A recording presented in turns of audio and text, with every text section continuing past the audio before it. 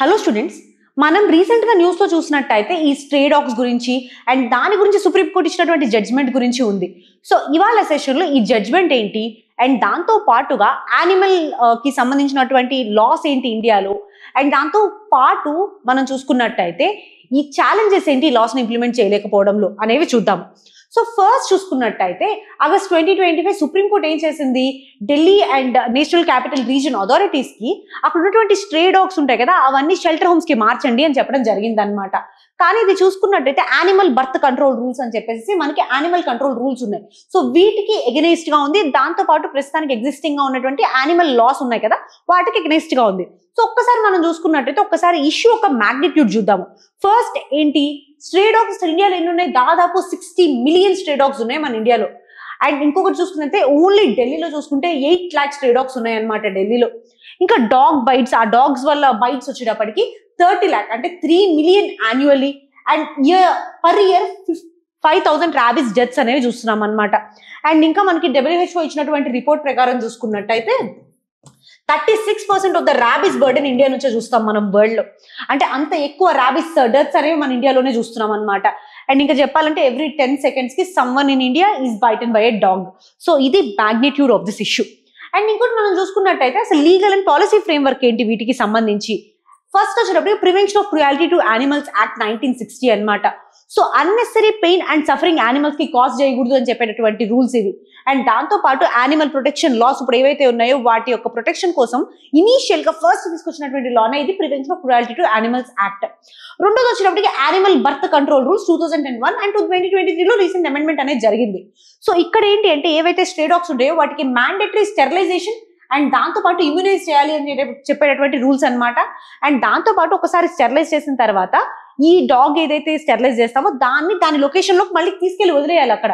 And దాంతో పాటు killing స్ట్రేస్, ఈ స్ట్రే డాగ్స్ ఏవైతే వాటి యొక్క కిల్లింగ్ ని ప్రొహిబిట్ చేస్తుంది ఈ రూల్స్ లో. ఇంకా జుడిషియరీ ప్రెసిడెంట్స్ కూడా చూసుకున్నట్టయితే కేరళ హైకోర్టు 2011 లో కిల్లింగ్ స్ట్రే డాగ్స్ ఇల్లీగల్ అని చెప్పింది. కానీ సుప్రీంకోర్టు 2022 లో ఒక బ్యాలెన్స్డ్ జడ్జ్మెంట్ ఇచ్చింది అనమాట.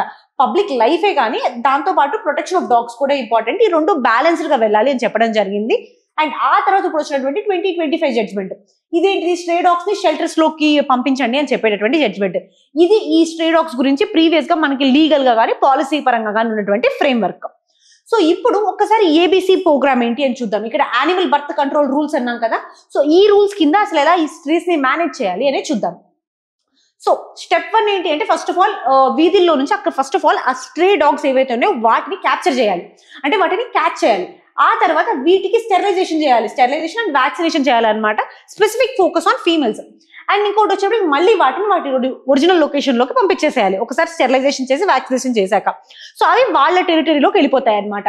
సో ఇది ఏబిసి ప్రోగ్రామ్.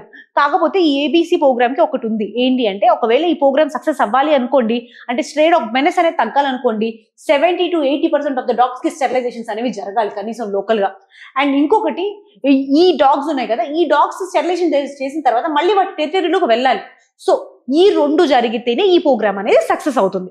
ఇంకా మనం చూసుకున్నట్టయితే ఈ ప్రోగ్రామ్ బాగానే డిజైన్ చేసాం కదా, కానీ ఛాలెంజెస్ ఏంటి మనకి ఇంప్లిమెంటేషన్ లో చూసుకుంటే, ఫస్ట్ ఛాలెంజ్ ఇన్ఫ్రాస్ట్రక్చర్ డెఫిసిట్.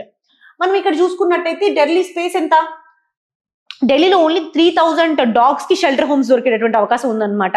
కానీ నిజానికి ఎన్ని డాగ్స్ ఉన్నాయి, 8 లాక్ డాగ్స్. కనీసం 50% ఆఫ్ ద డాగ్స్ కి కనీసం షెల్టర్ స్పేస్ దొరకాలన్నా సరే 4 లక్షల షెల్టర్ స్పేస్ కావాలి.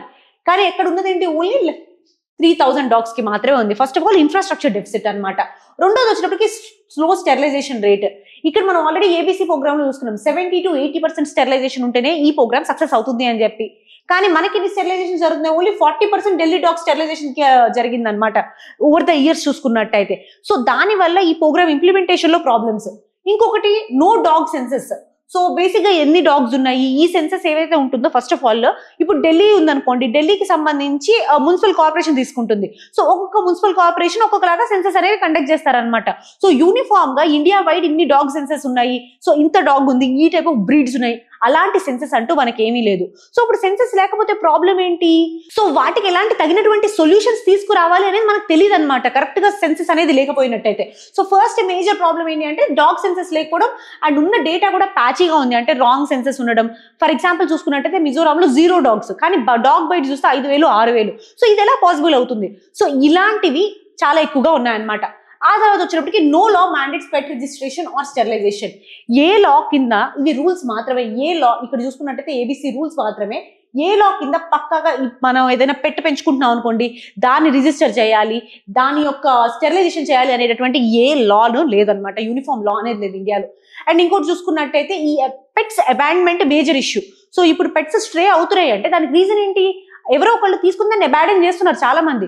సో ఈ అబాండన్మెంట్ చేసింది చాలా అన్రెగ్యులేటెడ్ గా ఉందన్నమాట. జస్ట్ పెట్ తీసుకొచ్చుకుంటారు, దానికి మెయింటెనెన్స్ చేయలేకపోతారు, దాన్ని డైరెక్ట్ గా స్ట్రీట్ లోకి తీసుకెళ్ళి వదిలేస్తారు. సో ఇది ఈ అన్రెగ్యులేటెడ్ గా ఉండడం వల్ల ఈ పెట్స్ స్ట్రీట్ లోకి వెళ్ళాక బాగా అగ్రెసివ్ అయిపోతాయి, దీని వల్ల డాగ్ బైట్స్ వస్తుంటాయి అనమాట. సో ఇవన్నీ మేజర్ ఛాలెంజెస్ ఇంప్లిమెంటేషన్ లో మనం చూసుకున్నట్టయితే. సో అండ్ ఇంకొక విషయం ఏంటంటే ఈ ఛాలెంజెస్ తో పాటు అసలు రూట్ కాజెస్ ఏంటి, ఎందుకు పెట్ డాగ్స్ ఈ పెట్ డాగ్స్ ఈ స్ట్రే డాగ్స్ అయిపోతున్నాయి అని చెప్పినట్టయితే ఫస్ట్ ఇర్రెస్పాన్సిబుల్ పెట్ ఓనర్షిప్.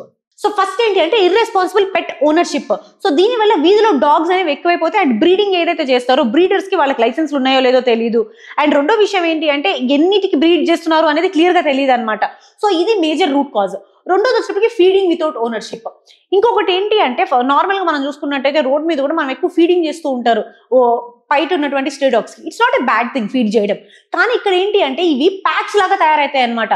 సో వాటికి కూడా ఒక బిహేవియర్ ప్యాటర్న్ అర్థమవుతుంది. సో ఈ ఏరియాలో ఫీడింగ్ వస్తుంది అని చెప్పేసి ఆ ఏరియాలో ఇవి ప్యాక్స్ లాగా తయారవుతాయి. సో అసలు వాటిని అడాప్ట్ చేయకుండా ఈ ఫీడింగ్ చేయడం వల్ల ఈ టెరిటోరియల్ ప్యాక్స్ లాగా ఇవన్నీ తయారైపోతూ ఉంటాయి. ఆ ఏరియాలో ఈ మెనెస్ అనేది బాగా ఎక్కువగా ఉంటుంది. అండ్ మూడోది వచ్చేటప్పటికి అర్బన్ గార్బేజ్. మనకి అర్బన్ గార్బేజ్ చూసుకున్నట్టయితే ఒకే చోట చెత్త ఎక్కువగా వేయడం, సో అక్కడ ఫుడ్ అనేది దొరుకుతుంది అని చెప్పేసి ఆ ఏరియాలో కూడా మనకి మెనెస్ అనేది ఎక్కువగా చూడొచ్చు అనమాట. అంటే బయట ఎక్కువగా డిస్పోజ్ చేసేస్తూ ఉండడం వల్ల గార్బేజ్. సో ఇవి మేజర్ రూట్ కాజెస్ ఈ పెట్ మెనెస్ కి. సరే, నెక్స్ట్ క్వశ్చన్ ఏంటి అంటే గ్లోబల్ గా నాట్ ఓన్లీ ఇండియా కదా, ఇంకే వేరే వేరే కంట్రీస్ లో కూడా ఇలాంటి స్ట్రే డాగ్స్ మెనెస్ ని వీళ్ళు ఎలా ట్యాకిల్ చేశారు అనేది చూద్దాం. First important country Netherlands. ఇక్కడ అసలు నో స్ట్రే డాగ్స్ ఉంటాయి అనమాట. అంటే అసలు స్ట్రే డాగే ఉండదు.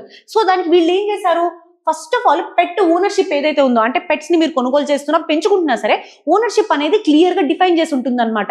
అండ్ దాంతో పాటు మనం చూసుకున్నట్టయితే స్టెరిలైజేషన్ మ్యాండేట్స్ కానివ్వండి, బ్రీడింగ్ కానివ్వండి, లేదా వ్యాక్సినేషన్ కానివ్వండి, ఆ పెట్ అబాండన్ అయితే చాలా స్ట్రిక్ట్ పెనాల్టీస్ అనేవి వేస్తారు. సో దీని వల్ల స్ట్రే డాగ్ అనేది లేదు అక్కడ. సో ఇది నెదర్లాండ్స్ చేసేది. ఇంకా శ్రీలంకలో చూసుకున్నట్టయితే ఈ ఏబిసి మోడల్ ఉంది చూసారా, మనం ఆల్రెడీ ఇండియాలో ఏబిసి మోడల్ గురించి చెప్పాము, బట్ ఏబిసి మోడల్ చాలా స్ట్రిక్ట్ గా ఇంప్లిమెంట్ చేస్తారనమాట వీళ్ళు. దాదాపు 70 to 80% స్టెరిలైజేషన్స్ చేస్తారు వీళ్ళు.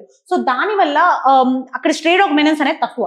మూడోది యూఎస్ఏ అండ్ యూకే చూసుకున్నట్టయితే ఇక్కడ ఇంకా స్ట్రిక్టర్ లాస్ ఉంటాయి. సో స్పెసిఫిక్ గా లైసెన్సింగ్ కానివ్వండి, పెట్స్ పెంచుకోవాలన్నా అండ్ పెంచుకున్న తర్వాత ఈ పెట్స్ ని మనం ఉంచుకుంటే వాటికి మైక్రో చిప్పింగ్ అనేది చేస్తారనమాట. RFID ట్యాగింగ్స్, మైక్రో చిప్పింగ్స్, అండ్ దాంతో పాటు అబాండన్ చేస్తే హెవీ పెనాలిటీస్ ఉంటాయి ఈ పెట్స్ ని. సో ఈ రూల్స్ అన్నిటి వల్ల గ్లోబల్ గా చూసుకున్నట్టయితే చాలా కంట్రీస్ ఈ పెట్ డాగ్స్ కానివ్వండి, స్ట్రే డాగ్ యొక్క మెనెస్ అనేది బాగా తగ్గింది. నెక్స్ట్ చూసుకుంటే ఇప్పుడు సుప్రీంకోర్టు రూలింగ్. రీసెంట్ గా మనకి సుప్రీంకోర్టు ఏం రూలింగ్ ఇచ్చింది, ఈ షెల్టర్ హోమ్స్ లో పెట్టండి డాగ్స్ అన్నిటిని అని చెప్పింది. So there are some arguments for and also some arguments against. అసలు ఈ పెట్ డాగ్స్ ని ఈ షెల్టర్స్ లో పెట్టడం వల్ల అడ్వాంటేజెస్ ఏంటి?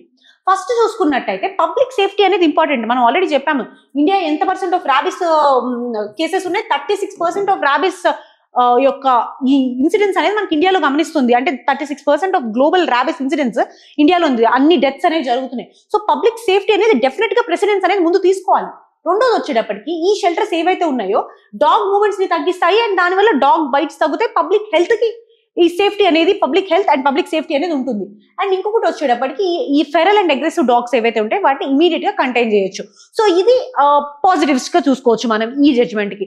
అట్లానే ఇదే జడ్జ్మెంట్ కి ఆర్గ్యుమెంట్స్ ఎగనెస్ట్ కూడా ఉన్నాయి. సో మనం ఆల్రెడీ డిస్కస్ చేసుకున్నాం. ఒకటి ఇన్ఫ్రాస్ట్రక్చర్. ఏంటి, ఢిల్లీలో 8 లక్షల డాగ్స్ ఉన్నాయి, కానీ స్పేసెస్ ఎన్ని ఉన్నాయి, 3000 ఉన్నాయి. సో వీటన్నిటిని ఎలా పెడతాం షెల్టర్ లో?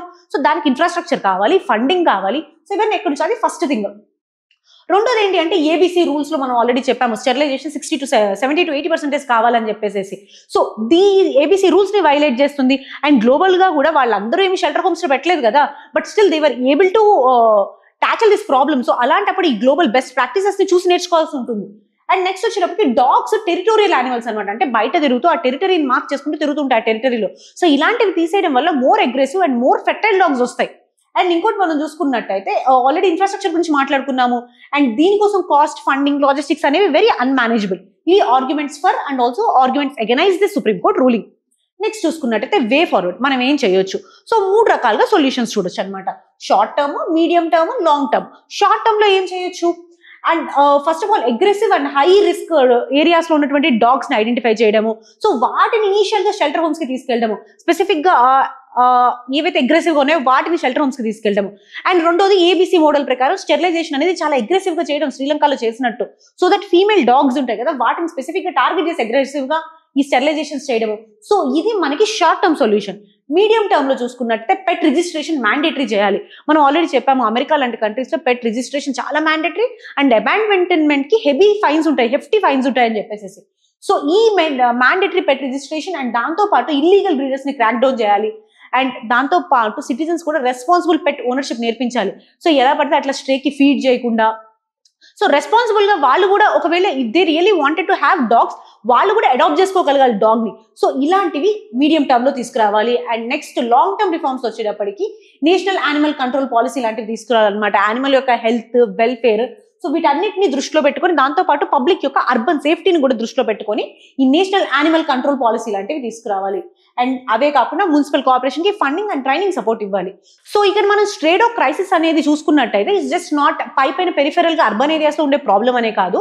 సో దీనికి ఒక ఇన్నోవేషన్ కానివ్వండి, లేదా ఒక సైంటిఫిక్ ఇంప్లిమెంటేషన్ కానివ్వండి, అండ్ ఇంకా దాంతో పాటు మనం స్ట్రాంగ్ ఇన్స్టిట్యూషనల్ సపోర్ట్ ద్వారా ఈ మెనెస్ ని మనం ట్యాకిల్ చేయగలుగుతాము. ఇది ఇవాల్టి burning issue. Thank you so much.